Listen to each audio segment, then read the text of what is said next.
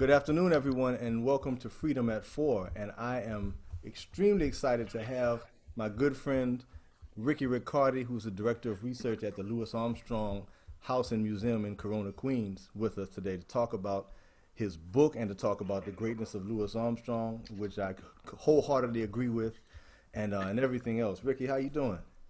Doing good, Vincent. How are you? I'm great. I'm great. I'm glad to be here with you. No, thanks for having me. This whole series has been beautiful. It's been one heavy hitter after another. I've been enjoying it and just thrilled to be a little part of it. Man, well, I'm glad. Again, I'm glad that you wanted to be a part of it, and of course, we're happy that it coincides with the recent release of a great new publication that you've written called "Heart Full of Rhythm," and you're going to tell us a little bit about that too. There we Just go. got a copy of it. Got to get my plugs ready. Right. No, of course, you got to. No problem. No problem there. So, Yeah, tell no, us. this is the timing's great. Yeah, I'll tell you a little bit how we kind of stumbled across it here. Um, some of you might know my first book came out 9 years ago. I kind of got into this whole thing through Lewis's later years. It was actually 25 years ago in October when I I still remember it was like the defining moment of my life. I was a 15-year-old kid in Toms River, New Jersey, and I saw the movie The Glenn Miller Story, and Lewis came out and really kind of knocked me out. And so I began listening to those 1950s Columbia recordings, and it was just such a transformative moment. And so the later years kind of became my first obsession. Yeah, I thought that critics and musicians were not paying proper attention to the All Stars, Right. to the Decca recordings, the Verve recordings, everything he did from 47 on. I said, this is incredible music. Why are we not listening? So I put all my energy into that.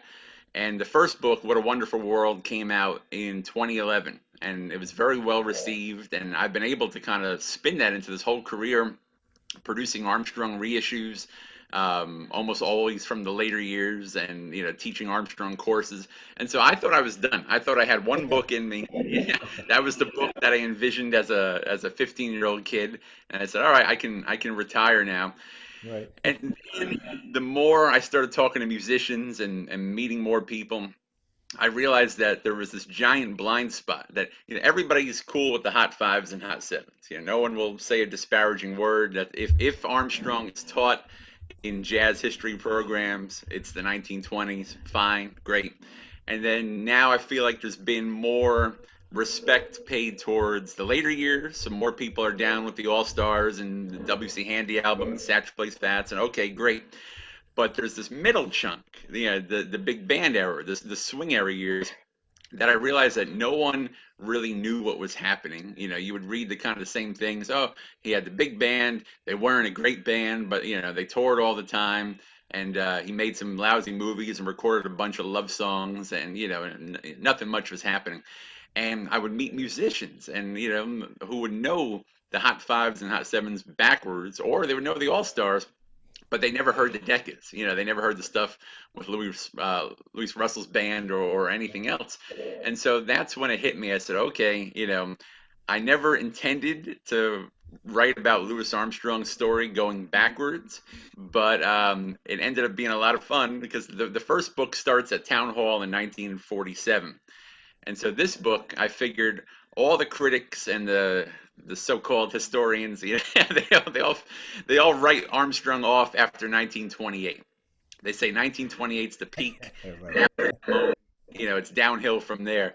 Right. And so my thought was, all right, I'm going to start the book at the beginning of 1929. The moment where everybody thinks that the end has arrived. So that's going to be the beginning, and I'll end it at Town Hall. So I have like this middle chunk now. And before you ask, the wheels are turning. I know I'm going to have to finish the story, and so I'll eventually write about 1901 to 1928 Right. and complete the trilogy. But Right. right now I'm on the crusade to get people to pay attention to these big band years. That's beautiful. And I have to admit, one of the, after of course, even in my own experience, knowing, kind of knowing like you're saying about the early years, about the hot fives and hot sevens period, the stuff with Fletcher Henderson and that kind of stuff. I got a set. I don't know when I bought it, but I bought a set called the complete RCA Victor recordings, And There you boy, go. this set just blew my mind. And songs like Mississippi Basin and Sitting in the Dark and those kind of things just blew my Yeah. mind. A period I knew nothing about. I never checked out, you know. So I'm so happy that you wrote this book because now I get to get a little more insight onto one of my own favorite periods of pops. So That's let's the let's that's the di- goal. yes, yes, sir, of course. And let's dive into this great playlist that you put together for us. And what would you like to start with? Well, real quick, I'll talk about the theme. Vincent said pick 6 songs, and so my original thought was, well, there's the Columbias, there's the RCA Victors, there's the Decas. Where do you begin? How do you narrow it down to 6? And then I thought, all right, I'll just leave all that aside. We'll put links in the comments. All that stuff is easily accessible, and it should be devoured by anyone with working ears. But today I chose 6 live recordings from the big band years, none of which are on Spotify or Apple Music. Maybe one can be found if in the middle of YouTube if you search for it. Right. But this is the rarest of the rare because I want to paint the picture of Armstrong on stage. So the first track we'll listen to is, some people have said this is actually the first live concert recording to have ever survived. If you know your jazz history, everybody out there should be well versed in the Danish footage of Armstrong in Copenhagen in October 1933, where he does Dinah and I Cover the Waterfront and Tiger Rag. The very next night, he left Copenhagen and went to Sweden. And while performing with the same band on stage in Stockholm, God bless the Swedes, they knew this was important, and they found a way to hook up the microphone system. The sound system in the Stockholm theater went through phone lines, and they found a way to connect the phone lines to whatever antique disc recording equipment, and they recorded about 2.5 songs of this concert. And they're like I said, they're known as the first real live concert recordings. You'll hear in the beginning, it takes a minute. There's some cracks and pops there, and when Lewis sings, he's way off mic, but then it kicks in, and you are there. I think this is an incredible example of what he was doing on stage in this period in the 30s, and we could talk more after. I mean, this is the period of Chop's troubles. This is where the critics first start deserting him. But this is when I also think he's having the biggest impact on musicians. He first records Chinatown in November of 31, and then Roy Eldridge sees him do Chinatown at the Lafayette Theater in Harlem Mhm. in early 32. And for Eldridge, he always said that was a transformative moment, that he was all speed, he was all flash, but he didn't know how to tell a story. And then he went to see Armstrong at the Lafayette, and he at first he wasn't impressed. Roy was a hard guy, hard guy to Right. win over. But then he said Lewis did Chinatown, and chorus after chorus, and every chorus built higher and higher. And the way it was constructed, Eldridge said by the last chorus, the whole theater was standing, and then he looked down and he was standing too. And he said, so that was the moment that he learned how to tell a story. And so here we are. We're going to listen to Lewis on stage doing Chinatown. It's faster than the recording. There's more choruses in the recording. He really takes his time, but what a story he tells. So let's listen. Chinatown, my Chinatown.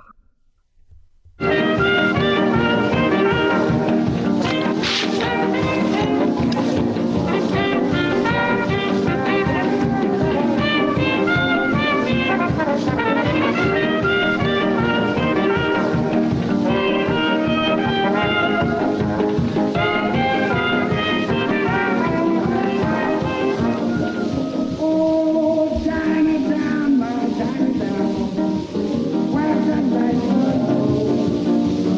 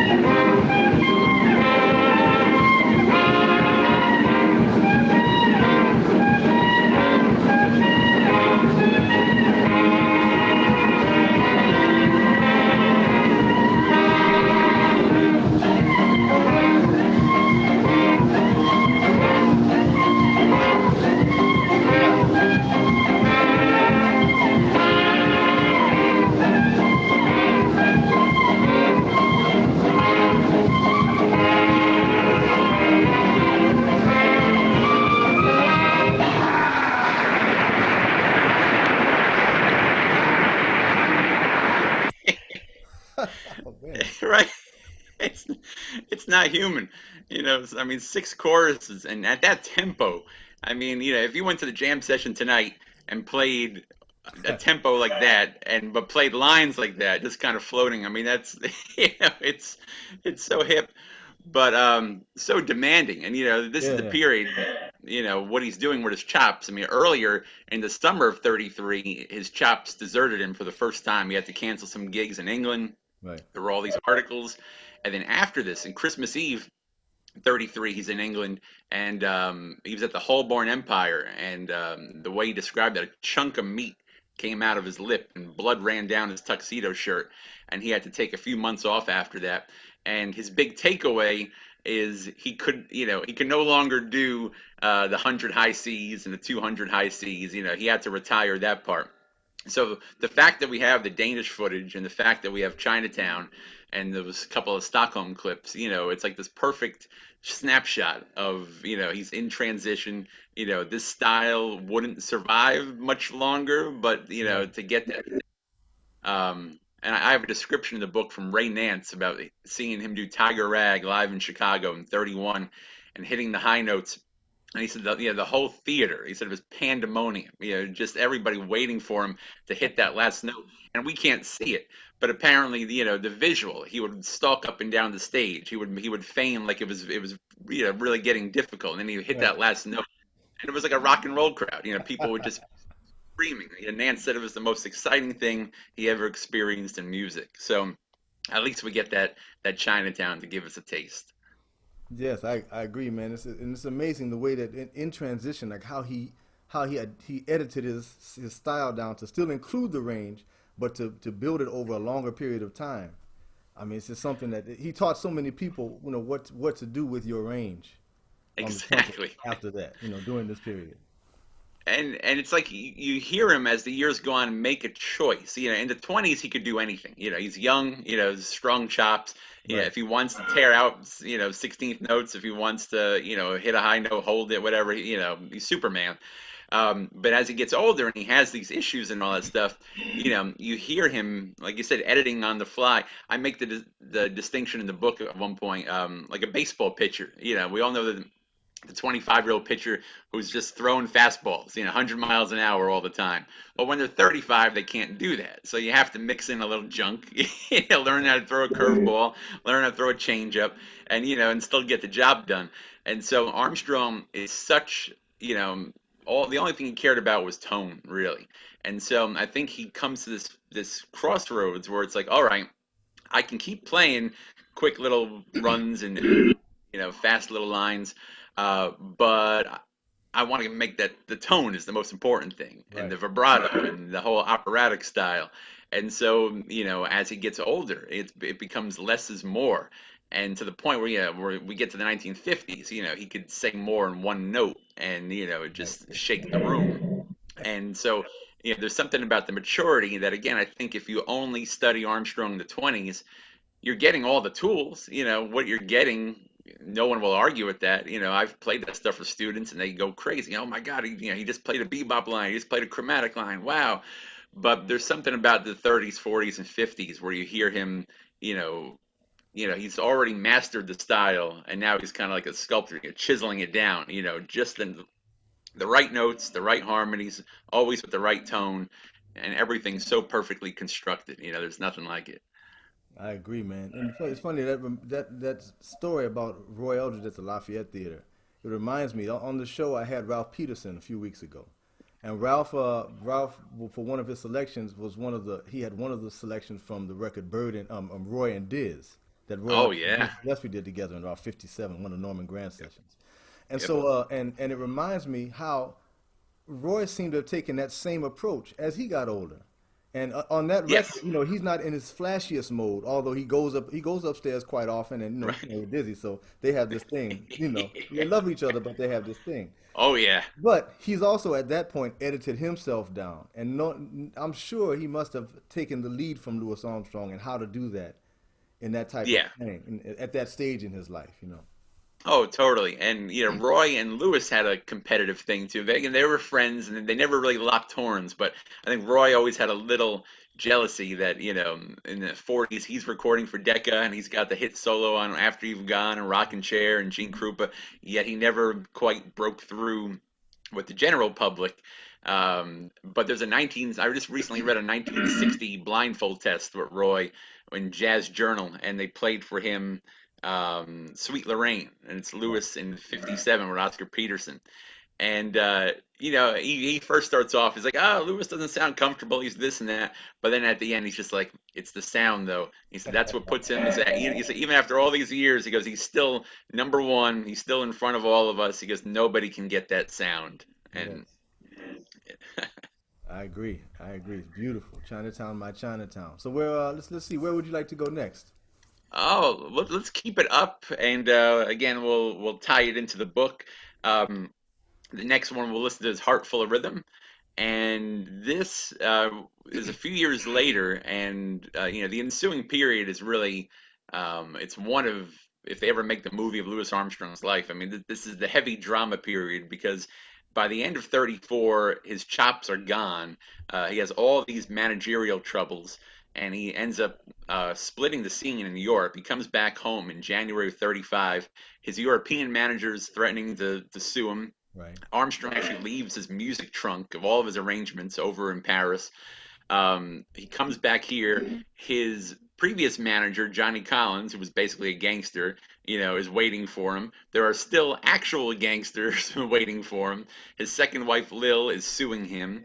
He has no band, no record contract, no gigs, and no lip. And it's like it's rock bottom. And he spends the first 6 months of 35 in Chicago. He can't even play. He needs to get lessons from his second trumpeter, Zilner Randolph. He said he went back to beginner's method. He went back to whole notes and building his lip back.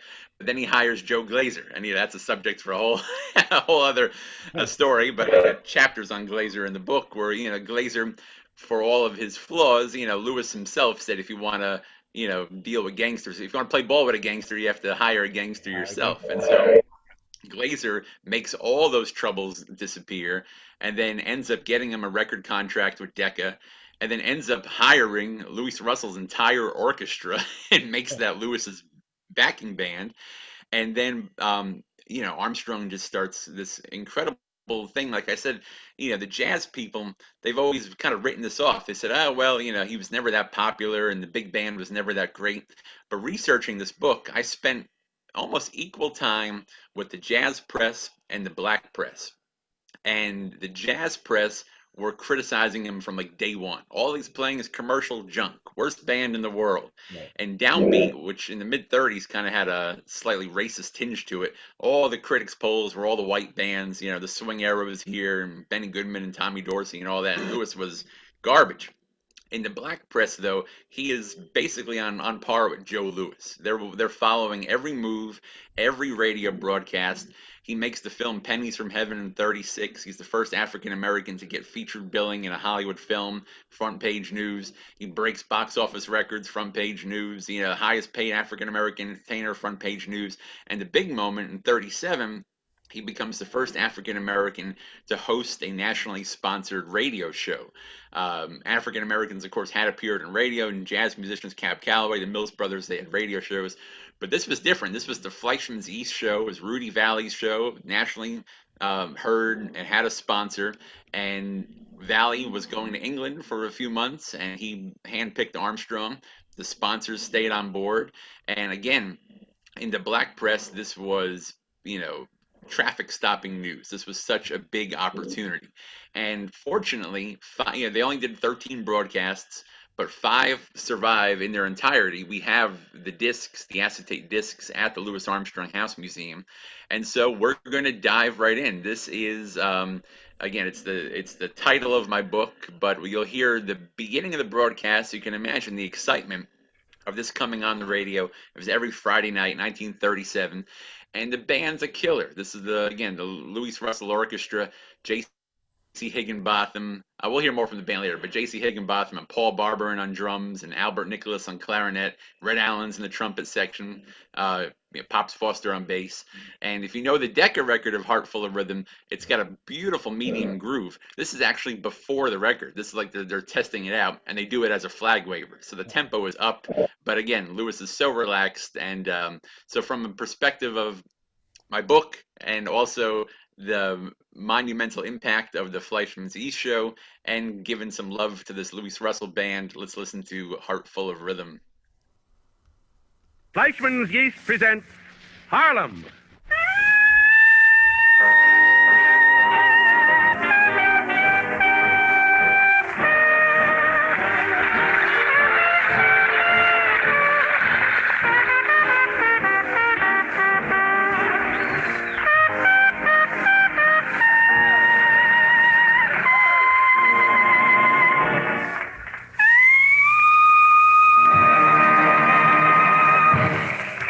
The makers of Fleischmann's Yeast bring you another fast and furious program featuring music by Louis Armstrong, the trumpet king of swing, comedy by Eddie Green and G.G. James, with words by Octavius Roy Cohen. And now, the head gate himself, Louis Armstrong and his orchestra.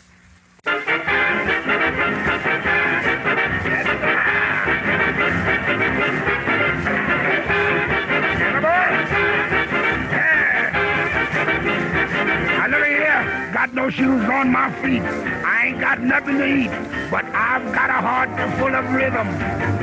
Not a dime to my name, but I'm rich just the same. I've got a heart full of rhythm. When the skies look gray and everything's wrong, I find my way by singing a song. Let the great think I'm small. Boy, I can laugh at them all. I've got a heart full of rhythm. Look at you.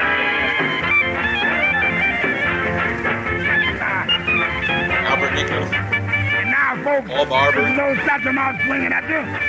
Playing one of them old good ones he wrote himself. A heart full of rhythm, yes. Charlie Holmes.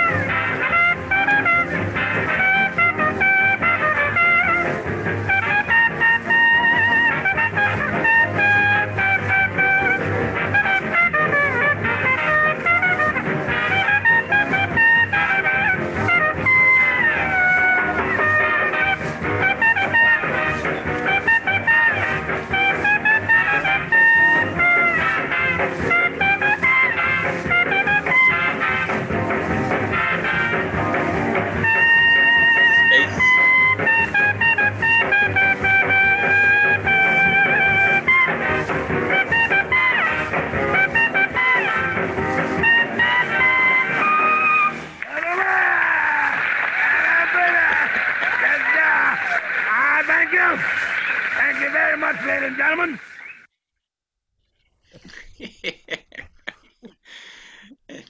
And the rhythm section, right? Paul Barberin and Pops Foster and Right. Lee Blair on guitar and Louis Russell on piano. I mean, it's like a rock and roll rhythm. There's a backbeat at the last chorus. My God. But so exciting. You know, it's such a great band and unfairly kind of disrespected band. It's funny, the Decca recordings, yeah, I don't think they've ever gotten the love they deserve either. A few years ago, Universal approached me. They said that they were doing a new series called Decca Singles, and they said, you know, would we look at it? And I said, sure. And so we did it all. And I have a pal, I don't know, you might even be watching right now, my pal Phil Person, who teaches ear training up at Berkeley. He told me, he goes, you know, almost every reissue since the 30s have been in the wrong key. And I said, what do you mean? And he goes, almost all the Deccas, they run flat. And so I used his ears to guide us, and we pitch corrected each one. And it was crazy hearing him in the studio, you know, just changing him sometimes, you know, a half a tone, a quarter of a tone. And all of a sudden, the whole thing would just snap into place.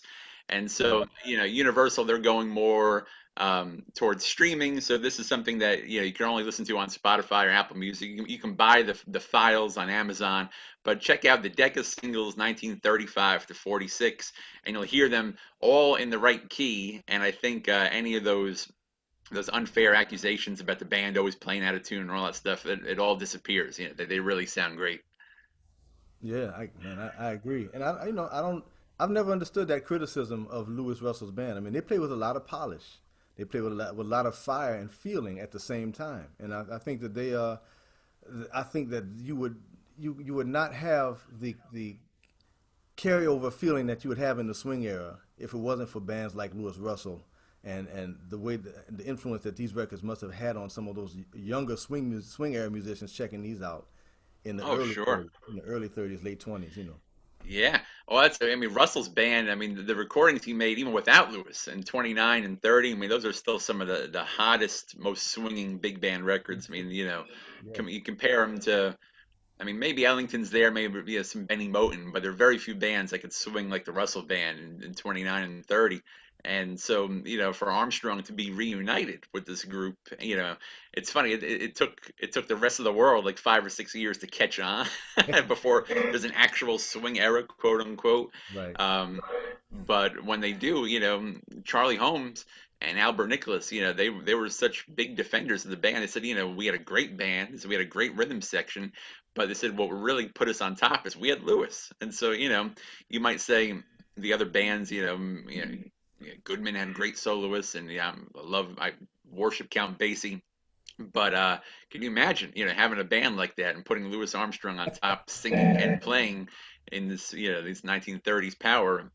But the reason why I'm picking these rarities today is because the studio recordings also only paint one picture, and you know, God bless them, they're great, but especially in recent years, more and more stuff has turned up from the live dates. Yeah. And that's the stuff I really wanted to focus on today, to hear what Lewis is doing night after night, after a string of one-nighters, or, you know, coming off the road, or, you know, stuff that he might have never even played in the studio, you know, but that the folks heard every night, you know, that people danced to, people heard on the radio. I mean, that's the thing.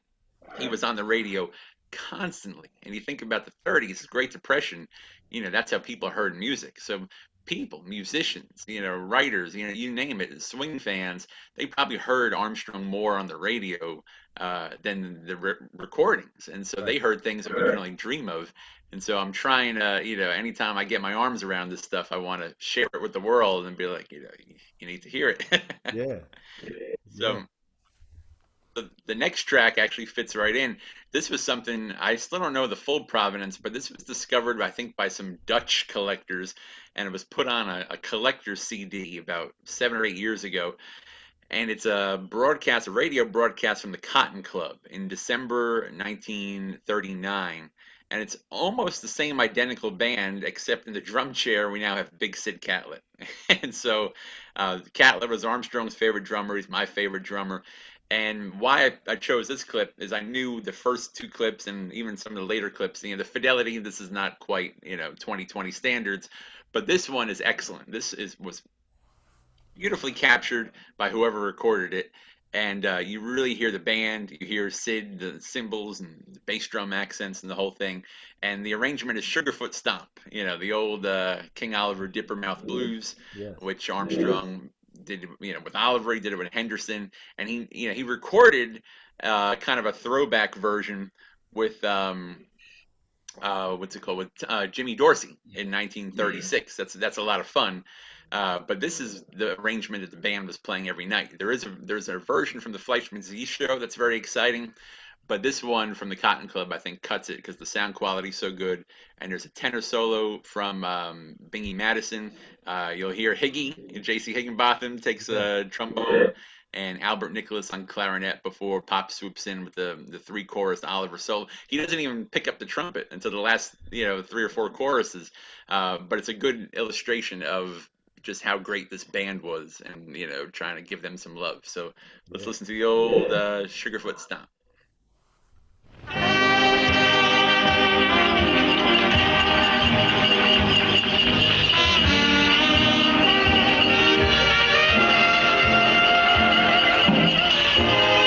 Always get that sleepy time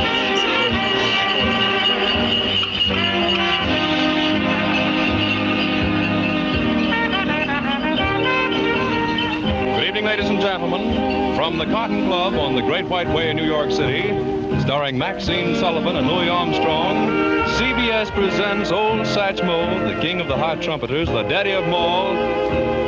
Old Louis Armstrong himself, just kicking out on another program of that thing called Jive. Now, Louis, let's kill that little old theme song for the time being and get right down into Sugarfoot Stomp.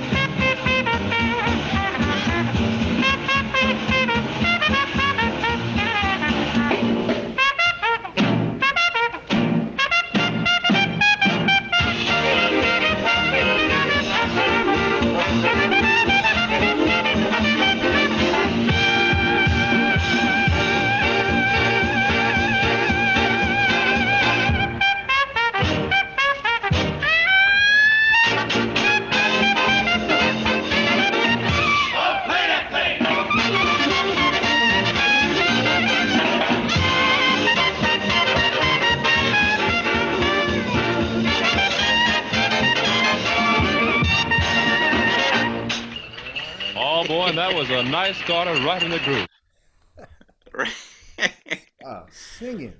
Singing. Yeah, and never recorded in the studio, so we don't know. We wouldn't have known what that arrangement sounded like, if we didn't have these recently discovered tracks. So, wow. It's a great band, great band. That band, that was December '39. 4 months later, they did record an instrumental Wolverine Blues for Decca, and I highly recommend that one also. That's also the band at its finest. Man, and amazing. I've never heard that arrangement, of course, but just I've been checking out the one with Henderson, recently as I've been teaching for a class that I'm teaching. But just to hear how much freedom he has over it, being there at the onset of it, of course, with King Oliver, but just the amount of freedom that he has over it in his own interpretation of it. It's amazing to hear him just having a good time reminiscing about King Oliver while still being completely Louis Armstrong on this arrangement. Yep. And seeing how, knowing personally how much the music changed and how far it had come. Right. Dipper Mouth is co-credited to Armstrong. So to be there for that version and the Henderson version, and now to be, at the height of the swing era. And this Cotton Club period, he was doubling. This is when he was doing Swing in the Dream, which was the jazz version of Shakespeare's Midsummer Night Dream. And he had this Cotton Club review, which was him and Maxine Sullivan. They had a whole thing with new songs. You're just a no account, and you're a lucky guy. And again, the black press they were following him. They're saying this seems like the pinnacle of his career. I mean, nobody could have predicted Hello Dolly and the stuff, number one hits in the '60s. But There was something in 1939, recording for Decca and then having two big Broadway showpieces and being in the movies, Going Places came out at the end of 38. And so it just, we just forget, he's a pop star. And, I just can't wrap my head around why these years were just, brushed off for so long. He's struggling with his big band and, just kind of going through the motions. Like, no, no, no, this is a pure pop star right now. That's right. That's right. Well, we're certainly glad that we have you to shed some clarity on it, and this wonderfully written book that you've written to give us some insight into it, because this is beautiful, and I can't. I hope everyone listening will go out and check out Heart Full of Rhythm. It's something that's very there it is. No, it's worth having and worth and of course any pops is worth listening to. That's for sure. Yeah, never a bad record. No. So I mean, we've had three barn burners, so I thought we need something to bring down the heat a little bit. And so this next track comes from the Casa Manana, which used to be the old Sebastian's Cotton Club in Culver City, California. And this is from April 1942. And the band had some changes. Sid's still on drums. Russell's still on piano, but the music director is now Joe Garland. I think Higgy's still there. Oh, no, I'm sorry, Higgy and Red Allen left. They formed their own little small group. But the band, they had this record-breaking engagement in Los Angeles. And the main reason for the session was to warm up for a record date. They had a Decca date. And it's funny, all four numbers they recorded for Decca, they broadcast live the week before. And so, they were working on this stuff on the bandstand. But all these acetates showed up, I don't know, about 15 years ago. And there's a Swedish collector named Gösta Haglöf who collected them all and shared this one. And what we're going to listen to is Louis Armstrong with the big band doing You Don't Know What Love Is. And for most listeners, that is not a song you would associate with Louis Armstrong. You might have Billy Eckstine, Chet Baker, anybody. I mean, a million other people have done it. But again, the records only tell us part of the story, because there's an Eddie Condon town hall concert from 1944 where the vocalist Liza Morrow introduces, she's going to sing You Don't Know What Love Is, and Condon responds, "Oh, you mean Louis Armstrong's favorite song?" So, if we were alive in 42, 43, 44, we might have heard this every night. I do think he chose it for very personal reasons. He was on the outs and separated from his third wife, Alpha, and his kind of parting gift to her, there's a few, but he recorded I Used to Love You, But It's All Over Now in November of 41, and then he writes Someday You'll Be Sorry, inspired by Alpha. And so I think You Don't Know What Love Is was also aimed at Alpha, but he's also seeing Lucille at this point and gets married to Lucille later in 42. But this is our chance to marvel at Armstrong, the singer. I always make the point that there's a million great instrumentalists and a million great vocalists, but how many others than Louis Armstrong can you name who completely changed the way people play music on their instrument and completely changed the way people sang? And so you give him, it could be silly stuff like Old Man Mose or whatever else, and he's going to have a lot of fun with it. But you give him something meaty, like You Don't Know What Love Is. And check out the seriousness of this vocal. There's no mugging, there's no anything, but there's so much passion. He's really feeling it. But then turn up your volume when the trumpet solo begins, because it's 24 bars and it's nothing but melody. I don't think he deviates for one note of it, but he plays it an octave up, and the band just leans in, and Catlett starts dropping those backbeats, and it makes the hair on my arms stand up every time. And it's a shame we don't have a studio version of this. You'll hear the fidelity is not great, but what an arrangement. And actually, again, the band takes the whole first chorus by themselves. So it's an atmospheric arrangement. I'm assuming Chappie Willett might have wrote this one, but I don't want to say that for sure. But let's listen to Louis Armstrong, You Don't Know What Love Is. It's April 1942.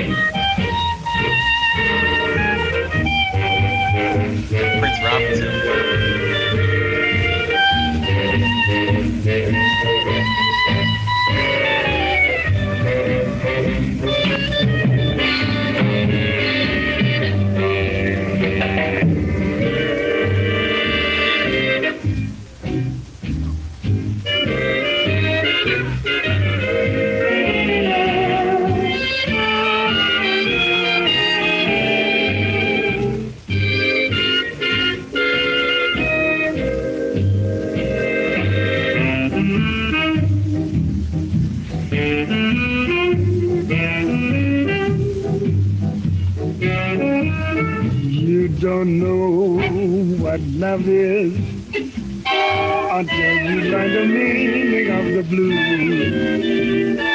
Until you love and had to lose. Oh, you don't know what love is. You don't know how lips hurt until you kiss and have to play the cards. Until you flip your heart and you have lost. Oh, babe, you don't know what love is. Do you know how a lost heart feels, baby? Thought of reminiscing and those lips that taste of tears lose their taste for kissing. Great You arrangement. don't know how heart burns. The love that cannot live but never dies. Until you face these dawn with sleepless eyes. Oh, babe, you don't know what love is. Stand back. Lewis and Sid.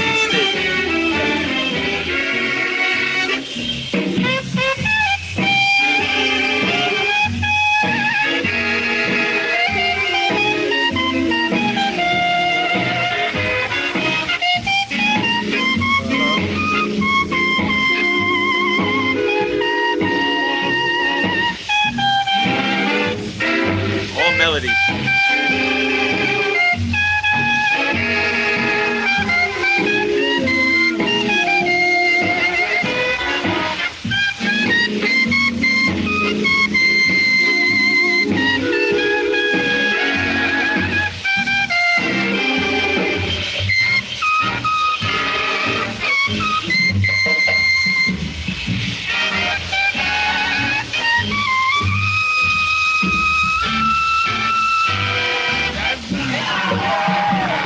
That's the one.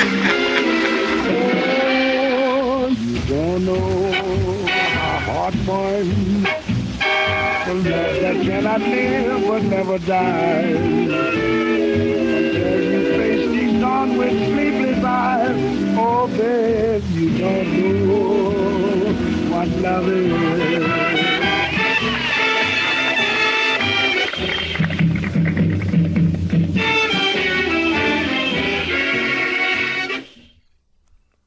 Armstrong.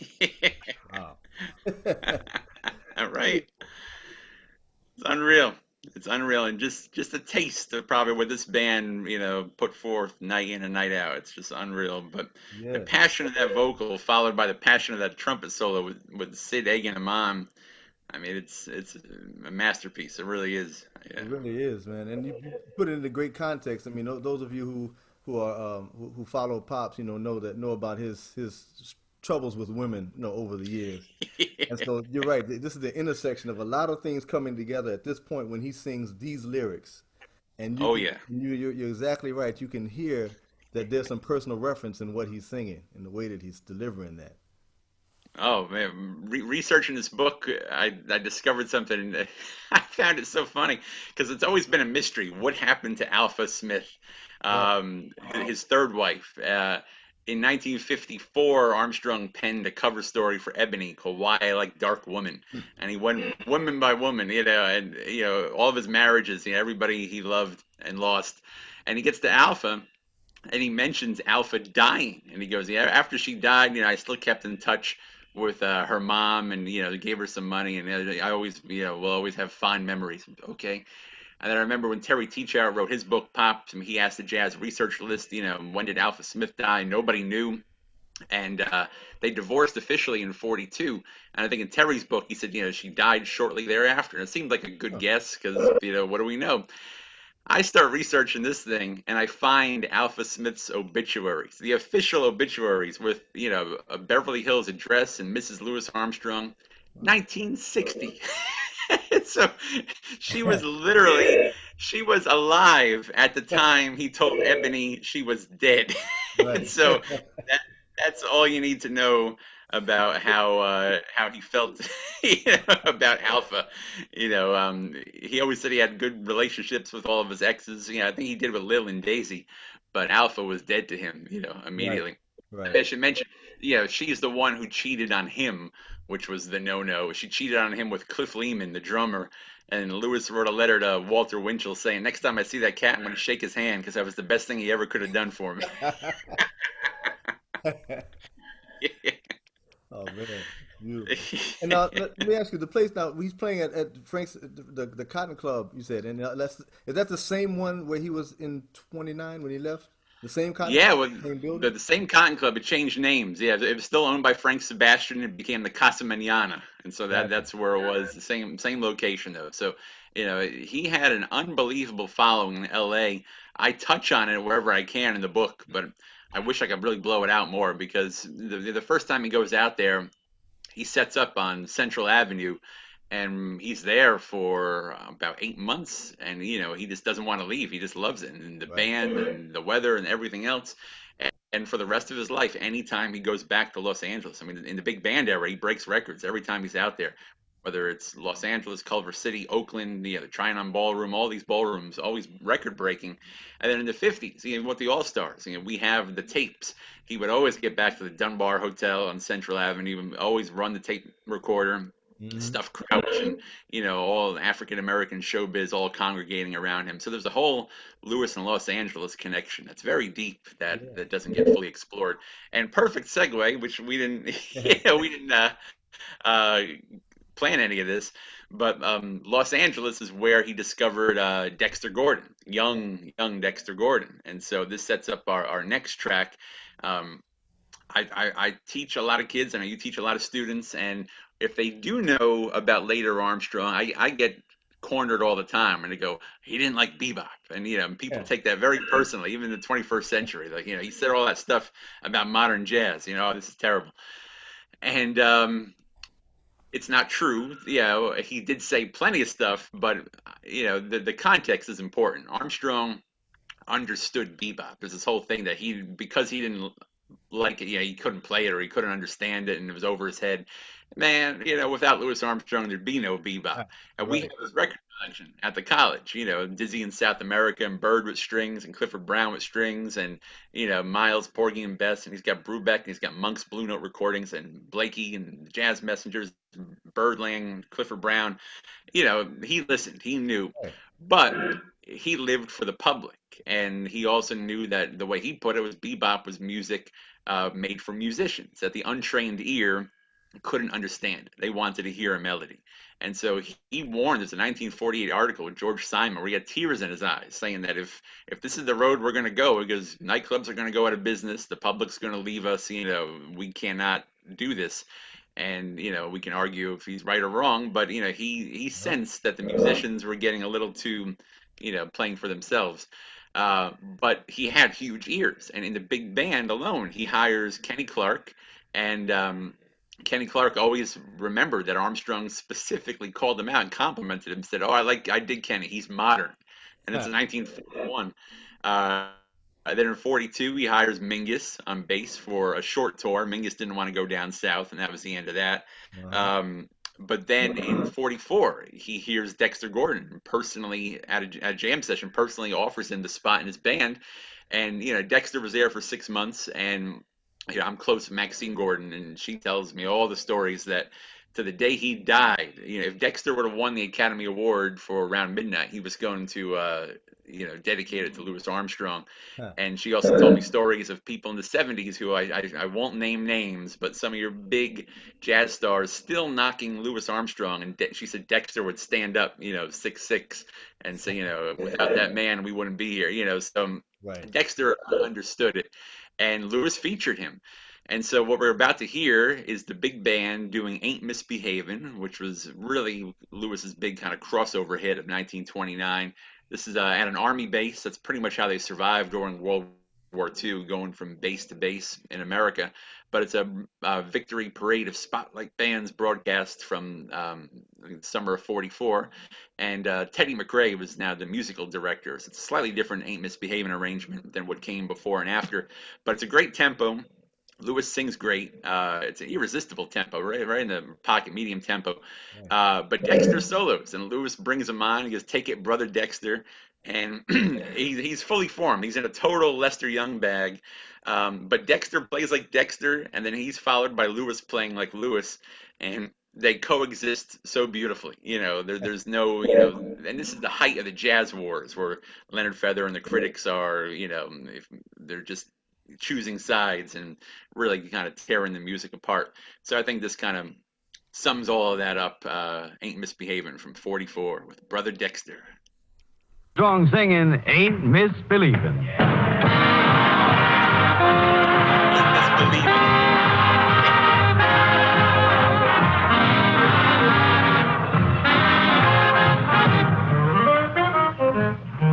Oh, no one to talk with, by myself, no one to walk with, I'm happy on the shelf.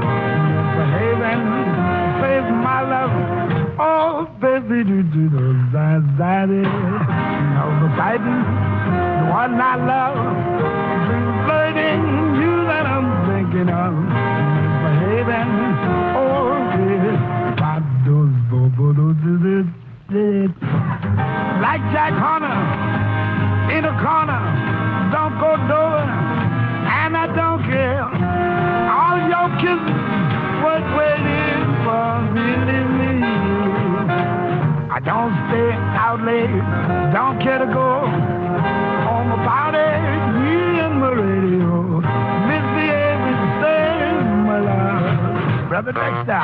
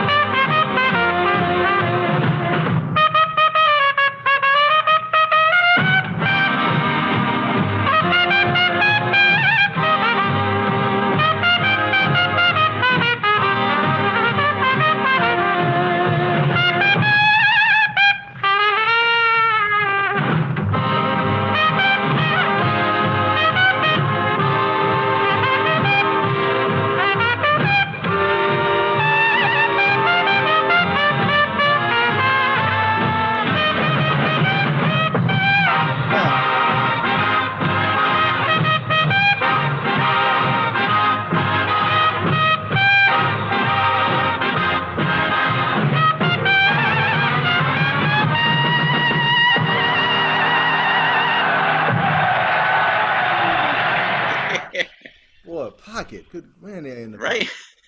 I know the tempo is just. I mean, to dance to that. I mean, that's why the music was so popular. You right. you can't argue with that. My goodness. Oh. And you hear Dexter. I mean, Dexter coming right out of Prez. It's unreal. But it's interesting that there's 3 surviving Ain't Misbehavins from Dexter's time in the band. And each time Dexter's solo is completely different. So it is interesting, comparing the generations, where, Dexter is searching every night, and, Lewis, he worked on that solo on Broadway in 1929, and once he minted it, that's my conception. You're going to get my solo every night. Right. Which isn't even so much a generational thing. I mean, Dexter, was in the Lionel Hampton band with Illinois Jacket, and Jacket also, he said his solos also. So, but yeah, so that's the big band in the mid '40s, and Armstrong was content, but there's this whole groundswell happening that there's the rediscovery of New Orleans jazz. Bunk Johnson, of course, becomes this folk hero. And Lewis, you know, he loves bunk. He encourages like Bill Russell, the writers of Jazzman. He gives, you know, writes a beautiful letter to Bill Russell, and you know, I think he was happy that the music of his youth was being rediscovered, but he had moved on. You know, Right. that's the thing. And so there were these attempts. There was always these whispers that, oh, Louis Armstrong's going to go back. And the really interesting thing is, I have my own conspiracy theories that the Hot Fives and Hot Sevens were obviously very popular with many musicians in the 1920s, of course, but I don't think they reached the audiences, a fraction of the audiences, as like Lewis's pop recordings between 29 and 34, the stuff he's doing for OK and RCA. I mean, Sure. you know, they took him off the race side, they put him on the pop side, and then you know they turned him by 1931. He's the biggest selling artist in the recording industry. But then the Hot Fives and Hot Sevens get reissued by our late friend George Avakian in 1940, and all of a sudden it's like the Lewis of the 40s is in competition with the Armstrong of the mid 20s. And Right. so that's when the jazz critics and the jazz press and the quote unquote moldy figs, they're begging and pleading. You know, Louis Armstrong needs to go back to that. We don't want to hear Dexter Gordon. We don't want to hear You Don't Know What Love Is. We don't want to hear big bands and all that stuff. We want him to go back to his roots. And he fights it. You know, he gives interviews in 45 about how he could play that old stuff with one finger. And he complains about, you know, musicians like Johnny Dodds and all these, they stayed in a rut. You know, they didn't change their styles, and you know, you have to progress. It's wild hearing him talk about this stuff. He said there are people who want to omit arrangements. I say omit those people, and so you know, he has no desire to kind of look backwards. But in 1946, he gets hired to do the film New Orleans, which is originally pitched as his life story. Right. But yeah, the filmmakers behind it, they got a little too scared that you know it might, if the film was all black and about Louis Armstrong, that might not play in the South, and so all of a sudden they added the white leads and they added the white storyline, and Billie Holiday's a maid, and the movie ends with Woody Herman's band at, at Right. Carnegie Hall. I mean, yeah, they bend over backwards to appease the white audience. So the movie is kind of a misfire, but for the soundtrack, they got the band back together. In essence, you know, they got Lewis, Kid Ory on trombone, Barney Bigard on clarinet, Charlie Beal on piano, Bud Scott on guitar, Red Callender, a youngster on bass, Right. and Zutty Singleton on drums. And the soundtrack is phenomenal, and it has been issued. You can find it on CD, except for one track. One track is an untitled, unknown blues that was discovered by my friend Stephen Lasker out in California. He got access to the discs that were sent to the musicians to kind of, I guess, learn, you know, that they would have to mime on the set. And there was this blues, which does appear in the film for about 20 seconds. And we don't know the name of it, you know, but there's really nothing else that survives like it. I think it's probably the closest we'll get to like Louis Armstrong circa 1920, but also with this like 1940 sensibility. It's all ensemble. It's 4 straight minutes of ensemble of Louis, Barney Bigard, and Kid Ory just listening to each other, navigating each chorus, never stepping on each other's toes, but building momentum with each passing chorus. And Lewis plays with a mute for one chorus early on. He does not sound comfortable, but it just. But then the mute comes out, and just the way this thing builds and builds and builds, and finally his last chorus, he falls back on Oliver. He plays a line that Oliver originally recorded in Jazz and Babies Blues, but Lewis loved it. You know, he played on Muggles. He played it with Ellington in '61. And so it's kind of like Louis Armstrong, This Is Your Life. And so this is the kind of thing that kind of foreshadowed the formation of the All Stars, which was only a year away. So let's listen to this unknown, untitled blues and kind of marvel at these New Orleans pioneers, you know, getting it done. M34 at 65 and 66, MX42 8.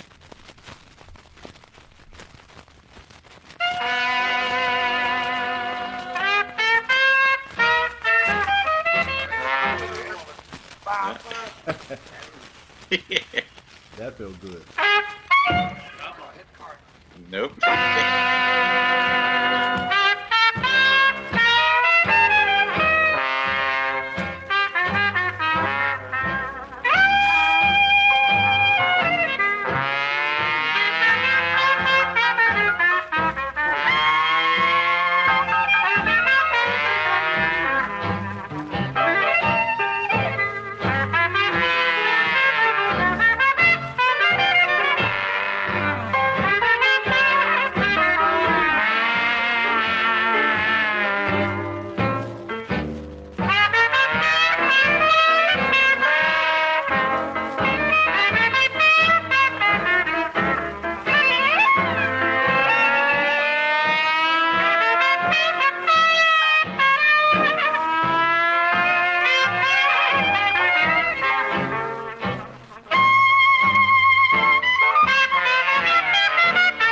Barney.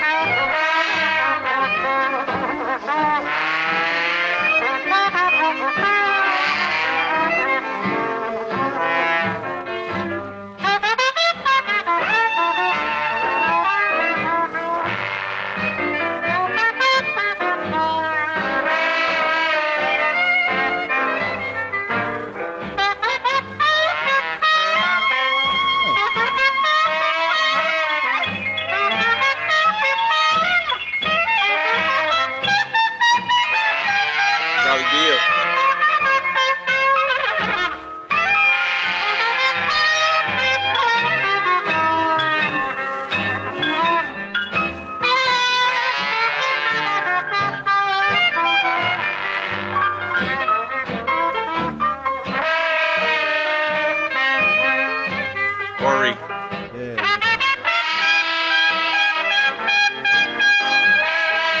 It's gone.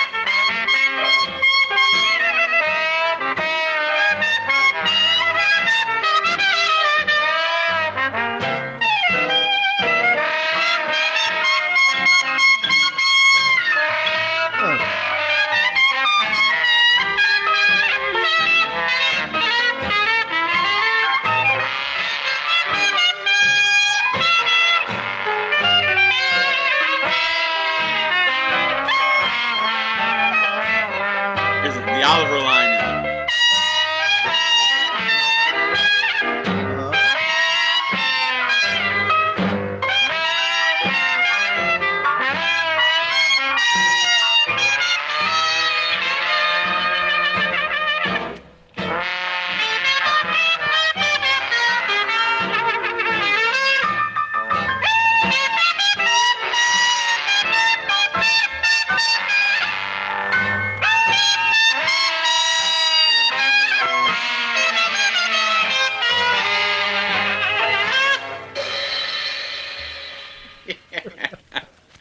right? And you could tell he missed doing that. Seriously, yeah. With him, no matter what direction he was in at the time, he enjoyed that. Yeah, I mean they're all plugged in. Yeah. I enjoy Barney Bigard, but by the mid 50s, he's out of gas. You listen to some of those recordings when Lewis and Trummy are in the band, you barely hear Barney. He's just kind of going through the motions. But there, holy cow! I mean, he is on fire. Ory is just blasting away the whole time. The rhythm section, so that's the kind of the start of foreshadowing what's about to happen the following year. And of course, that's followed. The movie New Orleans is followed by the Carnegie Hall concert in February '46. There's a couple of small group dates. There's the one date with Vic Dickinson and Barney in '46. That's wonderful. But then Town Hall comes, and the rest is history. But yeah, it's still interesting. One of the final theories I throw out there in the book is that Armstrong learned so much in the big band era that he wasn't about to give any of that away. It wasn't about to give it up just to go back. So when he forms the All Stars, the jazz press, the moldy figs, they rejoice for about a week. Then they go back. They go, oh no.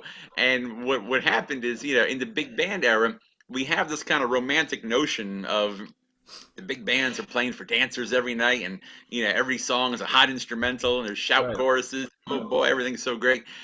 But Lewis traveled with a review, and he had the male vocalist who would do the love songs. He would have the female vocalist who would do the pop hits of the day. There would be the comedians. There would be the two Zephyrs with Slappy White, and there would be Slim and Sweets would do their Romeo and Juliet parody, and then there would be Big Time Crip would dance one leg, or it might be a roller skating act, and in between, he would come out and blast away his features. Right. But he actually had it easier in the big band era, and so they strip all that away. And he's like, well, what do I do now? Because I got to give people a show. So with the All Stars, he's singing the ballads. He's doing Right. all the Ivy and Rose and Kiss to Build a Dream On. He's the comedian. He'll always make sure to do Me and Brother Bill or some kind of comic number. He brings Velma Middleton in so they can do their duets.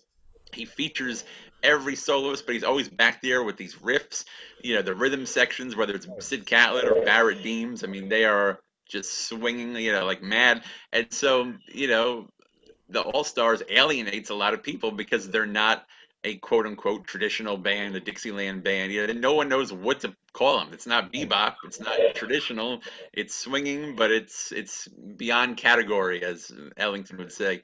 And so it's this thing where Armstrong ends up with his greatest years of popularity with the All Stars, but that's when the jazz press really sharpens the knives. Right. And long story short, everything we've been talking about this last hour is kind of how we've gotten to where we are today, where Lewis is acknowledged as the figurehead, and young musicians will study the 1920 solos because they're so influential. But there is this stigma that he sold out and he went commercial and he was a clown and he did nothing but pop songs and he coasted and played the same solos every night. And I'm just devoted to showing how wrong that is. Right. So Right. thank you for the spotlight and letting me share this music with your audience today, and hopefully change a few minds. Man, well, thank you again. I mean, for putting so much, care and thought into these years of Lewis's output that are too often overlooked, and that are absolutely essential to understanding how he got to the All Stars and to the years that people probably know him the best for. And man, Exactly. it's just amazing to hear. It's amazing not always to hear him and to hear his growth and how he changed his conception, but then the way that you framed the All Stars just now, to really hear how that was the absolute formula for them to put all of those elements of the review into this smaller group. And I'm sure Joe Glazer liked the numbers of that too. Oh, sure. I mean, you're paying six musicians instead of a troupe of, a big band of 16 musicians, plus the dancers, plus traveling with scenery and Right. arrangements and all that stuff. No, they scaled it all down, and everybody got their show. But it's wild. Yeah, in 1950, there's an interview in the Record Changer that we ended up at the Armstrong house. We got the acetates of the raw conversation, and I quote a ton of it in the book. And it's Orrin Keep News. This is still before he was producing Monk or anything. He was one of the editors of the Record Changer. Him and the co-editor Bill Grauer. They're really grilling Armstrong. Like what band do you like better, the All Stars or the Hot Five? And he's like, the All Stars. And they're like losing their mind. And he's like, well, we can do more things. We can play different types of music. Right. And they're going musician by musician. They're like, who would you rather have, Barney Bigard or Johnny Dodds? It's like Barney Bigard because he got a better tone. He can play more stuff. Johnny Dodds stayed in a rut. Well, what about T. Gordon Ory? Because Ory's good for that old time thing, but Jack can play a ballad. Jack can do this. And so finally they go, well, what about this kid on bass, Arvell Shaw? Wouldn't you rather have Pops Foster up there? And he's like, listen, he goes, Pops is fine, but he goes, can he go out there like Arvell and play like a 6-minute solo on How High the Moon and keep the audience, entertained? He said, we're playing these theaters. There's an audience out there sitting out there for 2.5 hours, looking back at us. He goes, I need to have more than just a good musician. They have to be able to hold down the spotlight. They have to be able to be entertaining, look like they're enjoying themselves, be able to have a feature. And it's just wild seeing how the music changed in his lifetime, from playing in the honky tonks, playing on the riverboats, playing on the speakeasies, playing in the nightclubs, playing on Broadway, playing in the swing era, playing for dancers, playing in theaters. He saw all those changes.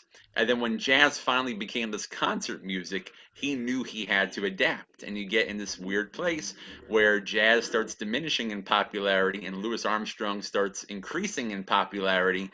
And I think that's where you don't go back. The jealousy starts, and it doesn't really stop, because it's like, well, he's not playing bebop. He's still playing Muskrat Ramble out there, and yeah, there's 100,000 people out there waiting for him, but that's old time music. And so it's, I know you're dedicated, I'm dedicated. We wouldn't be here without Winton. Winton's been preaching for 30 years, but there's still so much work to do. Before we really wrap our minds appropriately around what this guy meant to the world, we're not there yet, but no quitting now. Well, we know Heart Full of Rhythm is an important piece of it. And man, Thank you. I want to thank you so much for your great dedication and scholarship and producing the book, and just for being just an all around great person, man. I appreciate you. Oh, It's been so long since we've seen each other, man. I hope after all this years. COVID stuff goes away, man, we can get together. But man, so great to have you, and thank you again for being a part of Freedom at 4 and bringing such wonderful pops music to us. And Ricky Riccardi, I just want to say again, it's been my pleasure, absolutely my pleasure having you. Pleasure's all mine. Right back at you. The feeling is mutual. And yeah, thanks everyone. I'm here. I'm on Facebook. I'm easy to find if anybody has any questions after this. The book is on Amazon, so check out Pops. You'll never regret it. That's right. That's right. Thank you all, everybody, and I will see you all next week on Freedom at 4. Thank you so much. Take care, Ricky. Bye bye.